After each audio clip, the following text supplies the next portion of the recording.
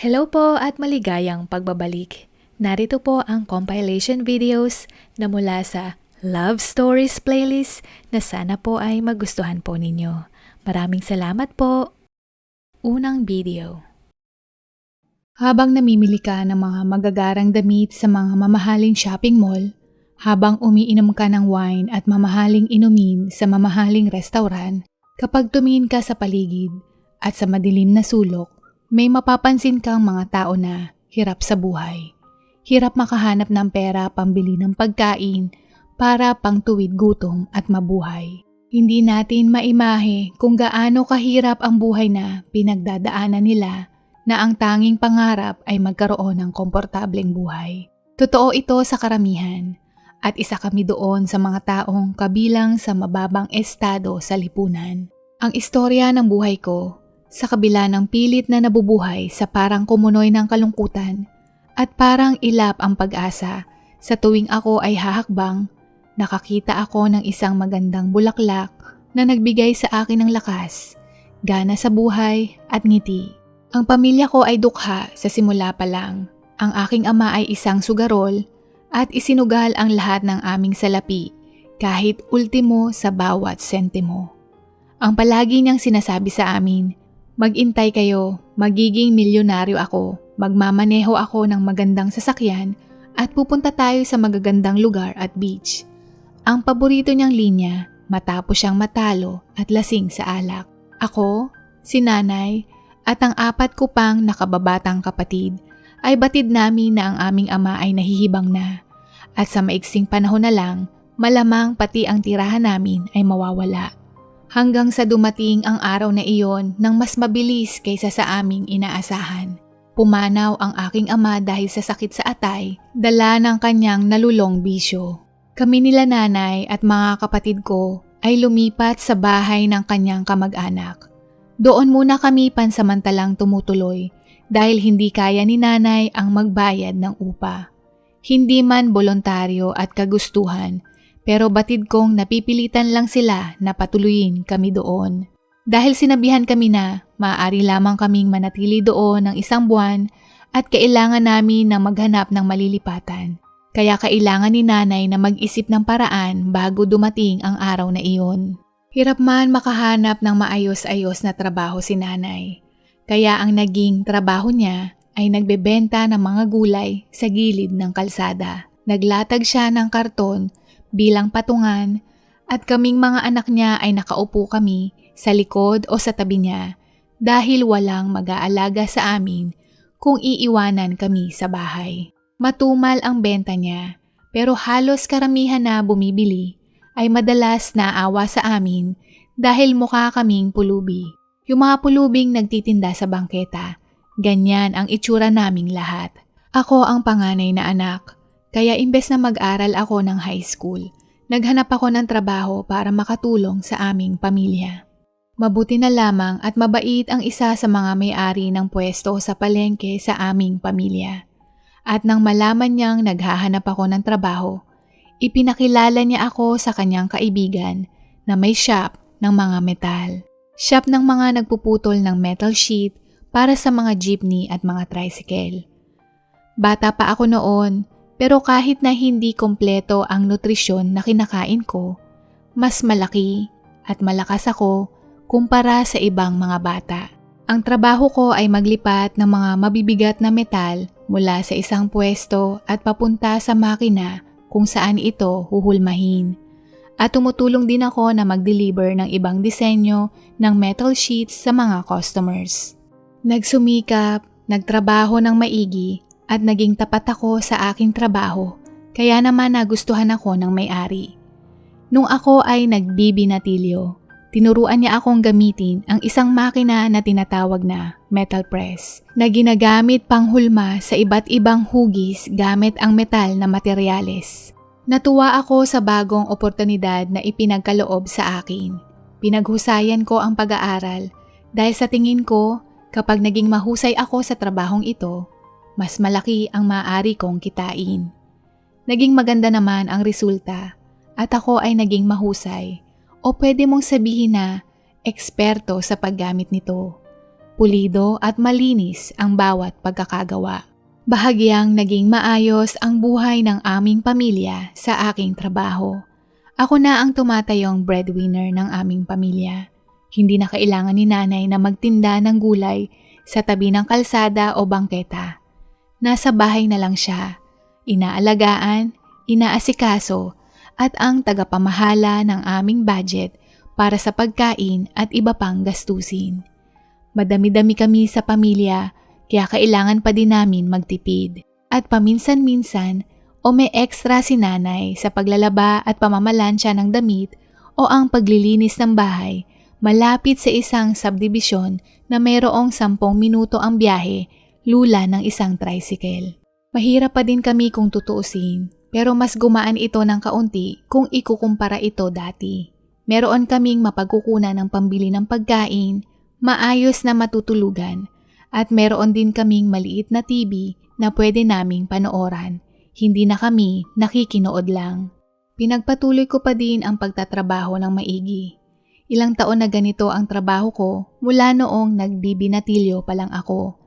Kaya kabisado ko na ang ginagawa ko kahit pa nakapikit ang mga mata ko. Hanggang sa dinalaw ako ng trahedya. Dahil sa kumpiyansa, sanay at kampante ko sa paggamit ng metal press, nagsimula akong gumawa ng paraan para mapabilis at mapadali ang trabaho ko, kumbaga shortcuts. Akala ko kasi wais ang ganitong galawan.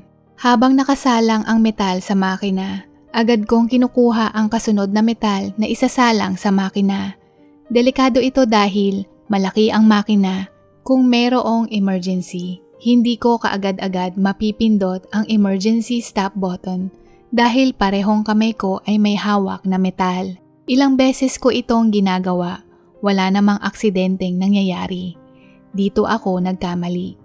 Isang hapon, dumulas ang metal piece sa makina at bigla ko itong hinabol para ayusin. Pero sa isang iglap, naipit ang aking kaliwang braso. Yung isang kamay ko naman may hawak na isa pang metal sheet para isunod sana itong isalang. Hindi ko kaagad napindot ang emergency stop button at ang aking braso ay naipit na halos nadurog ang aking buto. Dinala ako kaagad sa ospital, malubha ang pinsala. Sabi ng doktor, may pag-asa pang mapagdugtong ang mga buto pero gagamitan ng madaming metal pins para sa proper bone alignment. Yung pins ay para siguraduhin na hindi maghihiwalay at maayos ang paghilom ng mga buto. Kailangan akong operahan, madaming pins ang kailangang ilagay at hindi lang yan, nagkakahalaga din ito ng mahigit na 120,000 pesos. Wala kaming ganoong kalaking pera at mas nanaisin ko pang gamitin ang perang iyon sa pambili ng pagkain. Kaya ang ginawa na lang ng doktor ang lahat ng kanyang makakayang gawin nang walang operasyon at nilagyan ng cast ang aking braso na libo din ang inabot na kailangan kong bayaran. Labis akong nalulungkot kasabayan nito, mas iniisip ko yung mawawalan ako ng kikitain kaysa sa sarili kong braso. Mabait ang amo ko, pinayagan niya pa din akong magtrabaho kahit isang braso at kamay lang ang pwede kong gamitin. Pero at least binabayaran niya ako kahit kalahati ng sinasahod ko noon dahil magagaang trabaho lang ang pansamantala kong kayang gawin. Tumagal ng ilang buwan bago tuluyang gumaling ang aking braso. Pero may isang problema. Dahil walang pins, hindi tuwid ang buto ko sa braso. At nung panahong din iyon, may 2 taon pa ako bago ako umidad sa 8 gulang. Kaya patuloy akong lumalaki, pati na rin ang aking mga buto. Ang resulta, ang kaliwang braso ko ay mas maigsi kaysa sa kanang braso. Parang nayupi pa loob, hirap akong paikutin ang braso ko at hindi ko din maitaas ang braso ko patungo sa kisame. Kahila-hilakbot itong tingnan maski ako ay nandidiri. Dito ako nagsimulang laging magsuot ng long sleeve. Batid kong napakainit sa Pilipinas, lalo na sa shop, pero tinitiis ko ito dahil ayaw kong simulan ito ng pagkutya sa akin. Kumbaga, self-conscious dito at ayaw kong malaman ng iba. Maski sa bahay, nakasuot din ako ng long sleeve at sa tuwing maliligo lang ako tatanggalin ang damit. Sa awa ng Diyos, sa kabila ng nangyari sa braso ko, napagpatuloy ko ang trabaho ko. Pero ngayon, mas maingat at hindi na ako nagpapakampante kahit na alam kong gamitin ang makina. Dahil sa braso ko, wala akong lakas ng loob para manligaw sa babae. Kaya itinuon ko ang lahat ng atensyon ko sa trabaho at sa aking pamilya. Sa isip-isip ko, masaya naman ako sa buhay ko. Isipin ko na lang si nanay at ang mga kapatid ko. Ganito ang buhay ko hanggang sa umidad ako ng 25. Nagtrabaho ng nagtrabaho hanggang sa maging dalubhasa ako sa ganitong larangan at naging isang machinist. May kapitbahay akong may nagreto sa akin na dalaga para i-date. Tumango naman ako para subukan. Maganda naman ang unang date namin. Mukha siyang mabait at palaging nakangiti.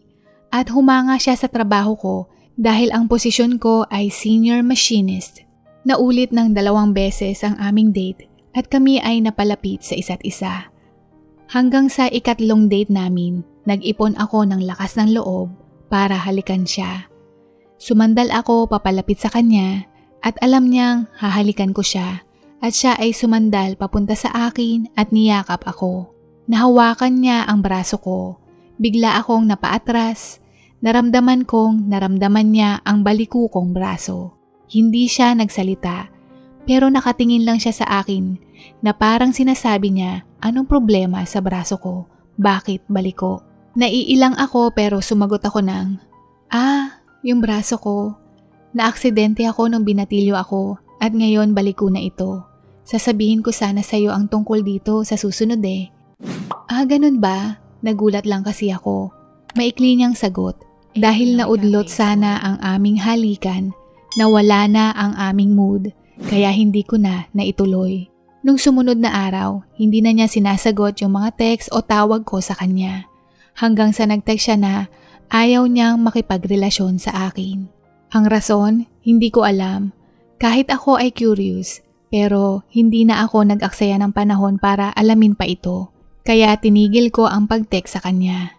May kutob na ako bago pa ito simulan, pero hindi ko akalain na masasaktan ako ng ganito. Akala ko may pag-asa ako, pero ako ay nagkamali.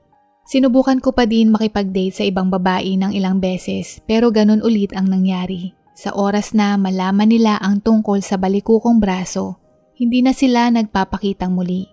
Masakit ang umasa, masakit ang husgahan na mas lalo lang itong pinapalala ang insecurities ko sa sarili ko. May isang dalaga pa nga na inakusahan akong sinungaling at hindi daw iyon dahil sa aksidente, bagkos isang birth defect. Ang mundong ginagalawan ko ay puno ng mapanghusgang nilalang. Dahil bigo ng ilang beses sa loob ng ilang taon, nagdesisyon na ako na hindi ito pagtuunan ng pansin. Kaya ipinagpatuloy ko na lang ang gawain ko sa kung saan ako ay mahusay sa pagtatrabaho. Nakatapos na din ng kolehiyo ang 2 kong kapatid. At kaming 3 ay nag-ambagan para makabili ng lupa na may 30 minuto ang layo sakay ng jeep ang shop. Dito kaming magkakapatid nagsimulang ipatayo ang bahay na pangarap namin. 2 pa sa nakababatang kapatid namin ay nag-aaral at sa awa ng Diyos, lahat sila ay magagaling sa paaralan, maganda ang grado. Lumipas ang panahon, nakapagpatayo kami ng bahay na may 2 palapag at rooftop. Mayroong 6 na kwarto at 3 banyo. May sala, kusina at parang mini garden style ang rooftop na disenyo ng pangatlo kong kapatid na babae. Hindi ko makalimutan ang saya at luha ni nanay nung nagpa-house blessing kami. Lahat kaming magkakapatid na paluha dahil sa labis na tuwa hingin sa mga biyayang aming natanggap. Lahat ng ito ay nagsimula dahil natanggap ako sa shop na iyon nung bata pa lamang ako. At isa itong ipinagmamalaki kong natupad ko. Isang araw bago ang aking kaarawan na edad 30, binigyan ako ng boss ko ng sobre na may pera. Sabi niya, regalo niya sa akin dahil hindi lang daw ako kanang kamay niya, kundi isang matapat at mahusay na empleyado na halos aabot na ng 2 dekada ang aking serbisyo. At tinapik ang aking balikat. Nagulat ako at nagpasalamat sa kanya hanggang sa nagsalita siyang muli. Teka, may gusto sana akong itanong sa'yo. May isa akong mabuting kaibigan na may anak na babae, maganda at mabait. Meron siyang pwesto sa palengke at nagtitinda ng mga sariwang prutas. Gusto mo ba siyang makilala? Tamang-tama, birthday mo ngayon. Bakit hindi mo siya ayaing mag-date sa birthday mo? Na nakangiti niya itong sinabi. Nagpapasalamat ako dahil naisip niya akong ipakilala sa dalaga. Pero kasabayan nito, medyo nainis lang ako dahil alam niya ang mga naging karanasan ko sa mga babae noon, kaya nga hindi ako nakipag-date muli. Sa isip-isip ko, loko to, hindi kaya nakita niya akong umiyak kaya parang pinagtitripan ako nito? Hindi na po, okay lang po ako. At meron din po kaming family dinner. Sila po ang kasama kong mag-celebrate. May pakundangan kong sagot. Naku, paano ba yan? Nasabi ko na sa kanila na makikipag-date ka sa anak ng kumpare ko bukas ng gabi. Kapag hindi ka tumuloy, mapapahiya ako. Ganito na lang, siputin mo lang kahit isang beses para sa akin, oks ba? Nakatingin sa akin ng hindi kumukurap. Halatang nagmamakaawa ang kanyang mga tingin at ayaw ko din naman siyang mapahiya at maging rason ng pag-init niya ng ulo sa akin. Kaya pumayag na din ako. Tsaka baka bawiin pa niya yung sobrang kakabigay niya lang sa akin. Wala akong kagana-gana o ekspektasyon sa date na iyon. Pero nagpunta pa din ako para hindi masira ang boss ko. Subalit nung nakita ko siya sa restaurant, ang ganda niya, para akong nagayuma sa kanyang kagandahan. Malumanay magsalita, ngiti niya ay parang isang napakagandang manika at mahinhin kong tumawa at tinatakpan ang kanyang bibig sa tuwing tatawa. Isang dalagang Pilipina. Ang layunin ko nung date na iyon ay makalimutan na niya ako kaagad para hindi na kami muling magkita. Pero ang nangyari, napansin ko na palagi akong nagbibitaw ng mga nakakatawang mga jokes at gustong-gusto kong marinig ang kanyang pagtawa. Maayos ang aming date nung gabing iyon at tinanong ko siya kung pwede ba kami ulit magkita at siya ay tumango. Dito na nagsimula ang aming date. Hindi ko makalimutan ang kanyang muka. Pakiramdam ko sa bawat araw na kasama ko siya para akong nasa langit. Pero kasabayan nito, habang lumilipas ang panahon, mas lalong napupuno ang aking takot. Takot dahil darating ang araw ng aming pamamaalam. Ngunit hindi ako makahindi sa dalagang ito. Ang boss ko na may-ari ng shop, batid ang nararamdaman ko sa dalaga at madalas niya akong tuksohin. Kaya naman para tumagal ang panahon na makasama ko siya, intensyon ko na hindi magdikit ang aming balat sa katawan. May distansya ng kaunti. Iniiwas ko din ang kaliwang braso ko sa kanya at inilalayo ito hanggat maaari. Hanggang sa 1 taon na kaming ganito, ni hindi kami nag-holding hands. Wala ding kiss o hugs, as in walang pisikal na ugnayan o hawakan sa isa't isa. Ito din ang aming 1-year anniversary. Ito ang pinakamatagal kong date sa isang babae at batid ko din na panahon na para sabihin sa kanya ang aking paalam at naghanda ng farewell gift para sa kanya. Nagtungo kami sa aming paboritong Italian restaurant. Habang kumakain, umorder ako ng isang malamig na bote ng beer para tulungang pakalmahin ang aking sarili. Nung matapos na kaming kumain, ibinigay ko sa kanya ang aking regalo. Habang binubuksan niya ang regalo, naisip ko na bilhan ko siya ng mamahaling branded pink backpack dahil gustong-gusto niya ang style ng ganoong bag at naluluha pa ang mata ko habang binabalot ito. Nung makita niya ang regalo, nakita ko nanlaki ang mga mata at ang hangos ng kanyang paghinga dahil sa gulat at kilig. Isinabit niya agad ito sa kanyang likod at ang kanyang mga ngiti ay abot tainga habang hinahangaan ang ganda ng backpack. Nagdesisyon akong sabihin sa kanya ang aking paalam pero nahihirapan akong bumuo ng salita. Ilang beses akong nauutal. May gusto sana akong sabihin. Kasi, kinakabahan ako. Kasi nung kabataan ko, pinagpapawisan mga palad ko pero siya, matyaga siyang nag-iintay kung ano ang sasabihin ko habang nakangiti. Hanggang sa sumabat siya na, Ang gusto mo bang sabihin sa akin ay yung tungkol sa braso mo? Ano? Ha? Alam niya yung tungkol sa braso ko? Oo. Sa yung tungkol sa braso ko. Pero paano? Paano mo alam? Pagtataka kong tanong. Yung sa kaliwa mong braso? Matagal ko nang alam noon pa. Sinabi sa akin ni Papa, bakit? Tanong niya. Hindi man ako makapaniwala na para akong namanhid sa sobrang kaba, takot at pag-aalala. Kasi yung braso ko ay deform, hindi na naituwid. Naiilang ka ba dito? Nahihiya kong tanong. Ha? Maiilang? Bakit naman at para saan? Nagagawa mo pa naman ang mga bagay-bagay, di ba? Nakakapagtrabaho ka pa naman. Anong problema? Wala akong nakikitang problema. Sagot niya nang walang pag-aalinlangan. Natameme ako. Hindi ako makasagot at pakiramdam ko, pati pangako, nalaglag sa narinig kong sagot niya. Hanggang sa may kinuha siya sa bag niya at inilabas ang isang maliit na gift box na may pulang laso. Eto, regalo ko sa'yo para sa ating 1-year anniversary. Nahihiya niyang sambit at nakangisi na parang kinikilig. Kinuha ko ito at binuksan. Nagulat na naman ako kung ano ang laman ng box. Sa loob ay isang t-shirt na may logo ng paborito kong basketball team. Hindi pa kita nakikitang nagsusuot ng t-shirt at alam mo naman sa bansa natin, summer all year round. Napakainit, sambit niya. Tinitigan ko lang ito at hindi alam ang gagawin. Pwede mo ba itong suotin? Maaari kang magpalit sa CR. Gusto kong makita kung tama ba yung size na nabili ko. Nakangiti niyang sambit. Wala ako sa ulirat. Para akong nahipnotismo at naglalakad na parang zombie patungong banyo upang magpalit. Hanggang sa nakita ko ang sarili ko sa salamin. Nag-aalangan, natatakot kung ano ang mangyayari. Pero naisip ko din na magandang pagkakataon ito para malaman kung dapat ko pa bang ipagpatuloy ang aming relasyon. Kaya naman, nilunok ko lahat ng mga agam-agam ko at lumabas ng banyo. Suot ang regalo niyang t-shirt. Paparating pa lang ako sa aming mesa. Siya ay tumayo at ngumiti sabay sabing, "Wow, kasyang-kasya. Perfect. Tara, lakad tayo. Bayad ko na din yung bill."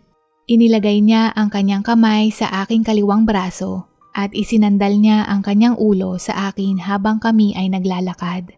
Ito din ang unang pagkakataon na pakiramdam ko nakawala ako sa kulungan ng long sleeve shirt. Na nakawala sa madilim na kwarto at ngayon lang nakakita ng liwanag. Nawala ang lahat ng insecurities ko sa sarili ko at natutunan kong tanggapin ang mga kapintasan ko ng buong puso. Naramdaman ko din ang buhok niya na dumadapli sa kaliwang braso ko.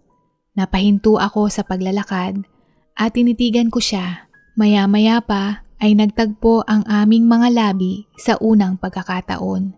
Habang hinahagkan ko siya, napagtanto ko na natagpuan ko na ang babaeng magpapakumpleto ng buhay ko. Hinding-hindi ko hahayaang mawala siya sa tabi ko.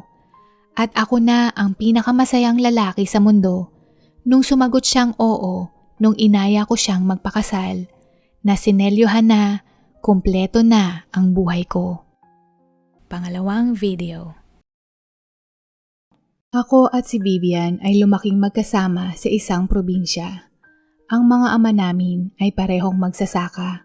Nagtatrabaho sa parehong lugar ng sakahan ng palayan.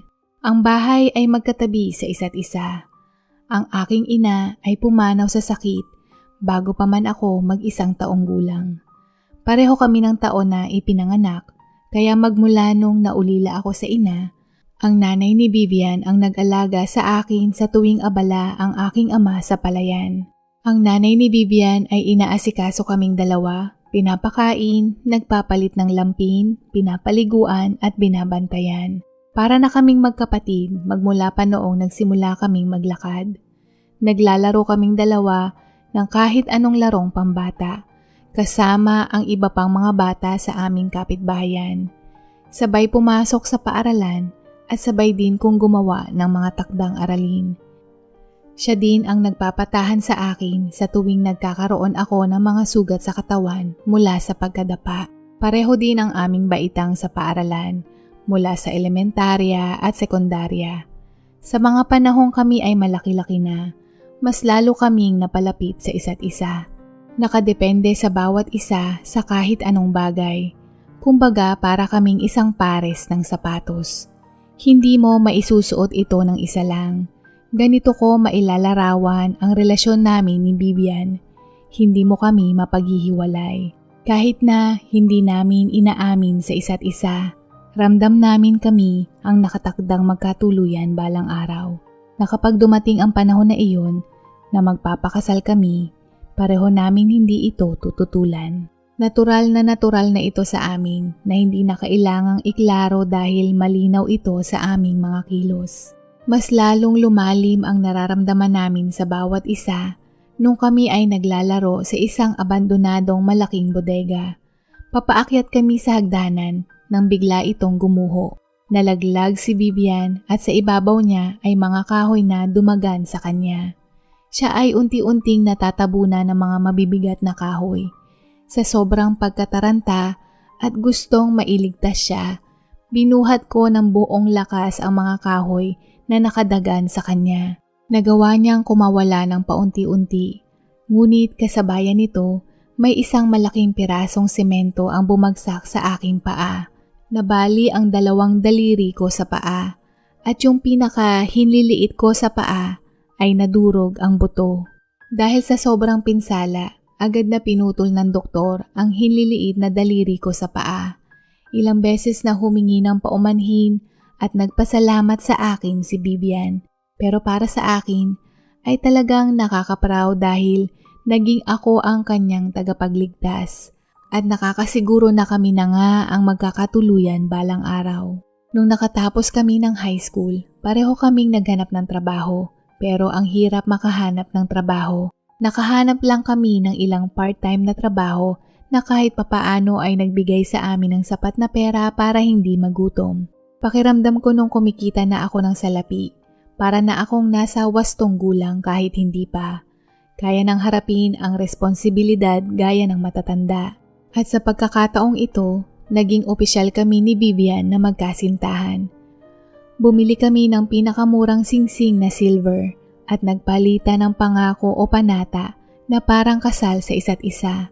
Ngunit hindi lang ito nakarehistro sa munisipyo o batas na sumisimbolo na kami ay mag-asawa at magiging tapat sa bawat isa magpakailanman. Dahil hindi kami regular na empleyado, may mga panahon na wala kaming kita. At hindi lang iyon, pumanaw din ang aking ama.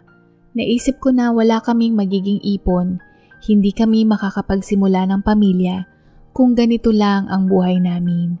Kaya nagdesisyon kaming dalawa na lumuwas ng Maynila at doon makipagsapalaran.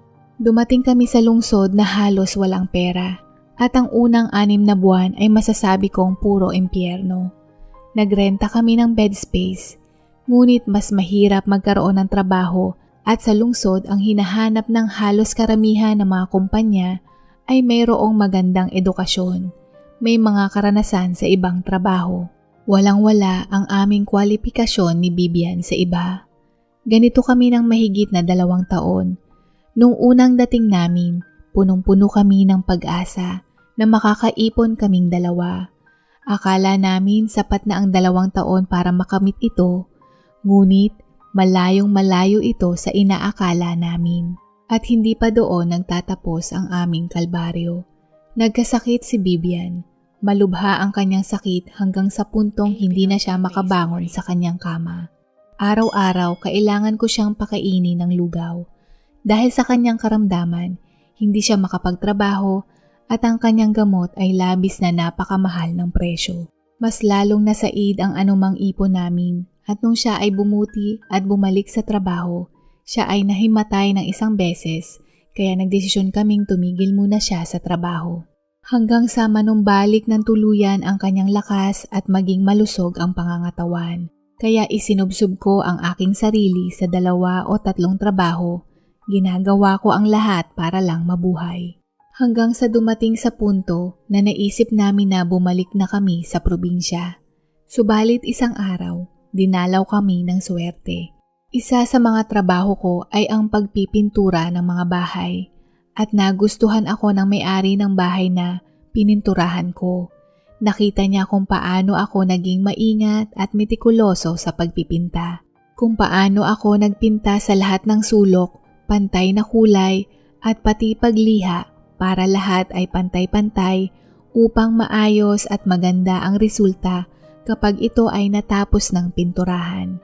Nung matapos akong gumawa sa kanyang bahay, natuwa siya sa resulta at kinuha niya ang aking numero para sa susunod sa akin siya ay magpapagawa.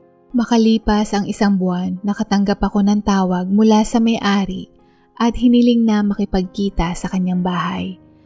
Pagdating ko, sinabi niyang meron siyang pagawaan na upuan, mesa, bag at iba pang gamit pang bahay na gawa sa rattan. Naisip niya na ang aking metikuloso, maingat at maayos sa trabaho na nababagay ang aking talento doon at kulang din sila sa empleyado kaya naisip niya akong alokin. Higit pa sa magandang trabaho, maganda din ang sweldo. Tuwang-tuwa kami ni Bibian at magmula noon ang buhay namin ay bumuti. Nakakuha din kami ng isang malinis at maayos na apartment na may 1 kwarto na sarili lang namin. Ang saya-saya namin na wala kaming kasamang ibang tao sa bahay at kami ay komportable sa unang pagkakataon sa matagal na panahon. Maganda ang bagong trabaho ko, mabait ang may-ari, maging ang kanyang misis at ang kanilang nag-iisang anak na babae. Lahat ng pamilya ay nagtatrabaho sa pabrikang iyon at naging magkaibigan kami.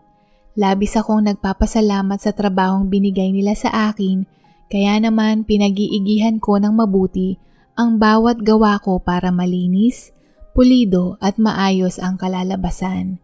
Kaya mas lalo akong nagustuhan ng may-ari.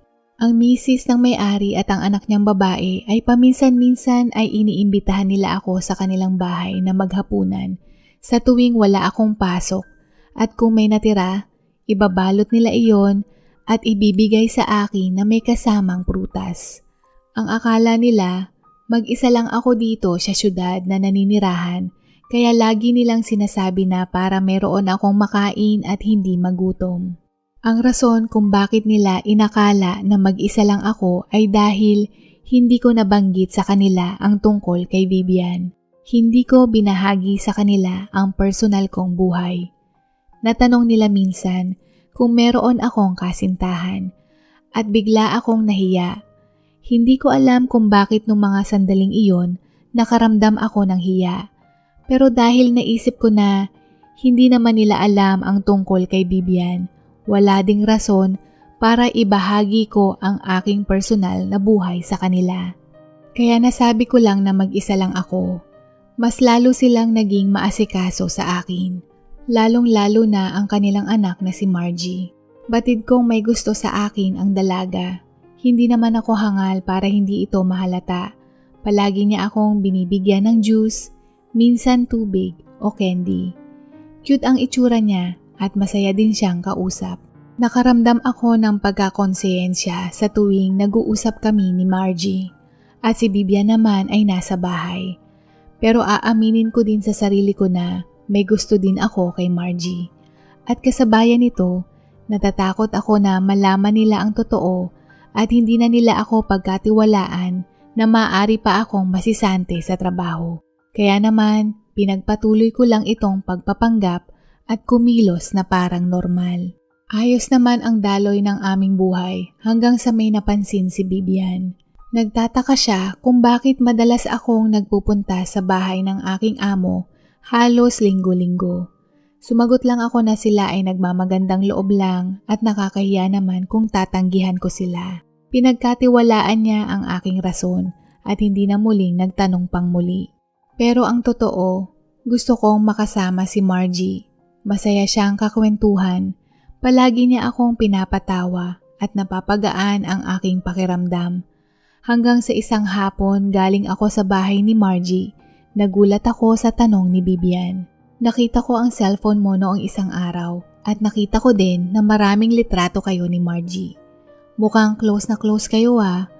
At mukhang siya din yung palaging nagbibigay sa'yo ng dala-dala mo sa tuwing uuwi ka sa bahay, tama ba? Nakita ko din yung palitan nyo sa mga text. Mukhang hindi text ng isang magkaibigan lang. Kayong dalawa ay, gusto mo ba siya?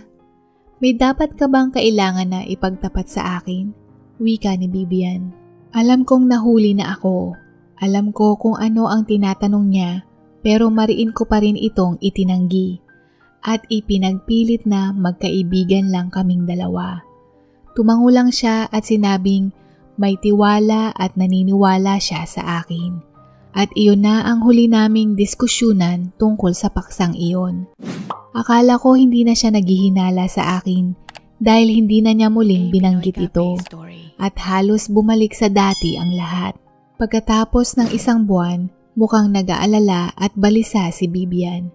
Sinabi niya sa akin na kailangan niyang umuwi sa probinsya dahil may sakit ang kanyang ina. Uuwi daw siya sa probinsya para alagaan ang kanyang ina sa loob ng ilang linggo hanggang sa gumaling ito. At baka sakaling bumuti din ang kanyang pisikal na kondisyon sa pagbabalik sa probinsya. Akala at iniisip ko na magandang ideya ito. Pero dahil hindi rin naman bumubuti ang pakiramdam niya, marahil nangungulila siya sa kanyang mga magulang. Marahil ang makapiling ang kanyang mga magulang ay makakatulong sa paggaling niya. Araw-araw akong nagpapadala ng text messages sa kanya. Hanggang sa isang araw, hindi na siya nag-reply. Kinabukasan, hindi rin siya nag-reply. Naisip ko na baka abala lang siya. Ngunit nung hindi siya nag-text ng isang linggo, doon na ako nag-alala at tinawagan ang kanyang mga magulang. Ngunit, nakatanggap ako ng nakakagulat na balita. Ang totoo daw ay si Vivian ang may lubhang karamdaman, hindi ang kanyang ina. Kaya daw siya bumalik sa probinsya para makasama ang kanyang mga magulang sa kahit sandali. Dahil sa lubha ng sakit ni Vivian, siya ay pumanaw at katatapos lang ng kanyang libing. Nung araw na hindi siya nag-reply, iyon din ang araw na siya ay yumao. Sa sobrang pagkabigla ko, napasigaw ako sa telepono kung bakit hindi man lang nila ako tinawagan. Sabi nila, may malubhang sakit ang kanilang anak at nawasak din ang kanyang puso dahil batid ni Vivian na meron akong ibang babae. Nagalit sila sa akin dahil sa ibang babae na hindi ko naalagaan at tuluyan naging malala ang sakit ni Vivian. Galit at kinamumuhian nila ako dahil hindi lang malalang sakit ang kanyang nararamdaman, pati ang puso ni Vivian ay nagdurugo dahil hindi ako naging tapat sa kanya. Doble ang sakit, doble ang pahirap, kaya sinabihan nila ako na huwag dadalaw o magpapakita sa kanila. Pasigaw nilang sabi tsaka ibinaba ang tawag. Sa sobrang lungkot at lumbay, hindi ako makapag-isip ng maayos. Marahil tama nga ang mga magulang ni Vivian. Hindi ko napansin na may sakit siya dahil trabaho at si Margie ang pinagtutuunan ko ng pansin. Pero sa kabilang banda, inaalagaan ko naman si Vivian. Binibigay ang gamot na kailangan niya. Ngunit dito ko napagtanto na hindi pala ito sapat. Nag-iba na ang tingin sa akin ng mga magulang ni Vivian. Labis akong nadismaya sa sarili ko. Labis akong nagagalit sa sarili ko. Hindi ko alam kung ano ang tama o dapat isipin. Gustuhin ko man bumalik sa probinsya, pero lagi akong inuunahan ng takot at hiya dahil wala na akong mukhang ihaharap, lalong-lalo na sa mga magulang ni Vivian. Mga magulang niya na tumulong para alagaan ako nung ako ay bata pa lamang. Pakiramdam ko, para akong walang kwenta at walang utang na loob. Nagluluksa akong mag-isa, walang karamay, walang mapagsabihan. Pero ayaw kong ipakita sa ibang tao, lalong-lalo na sa trabaho. Kaya pinilit kong kumilos ng normal hanggat kaya ko. Pero sa tuwing gabi, bago matulog, palagi akong umiiyak para ilabas ang lahat ng aking pagdadalamhati.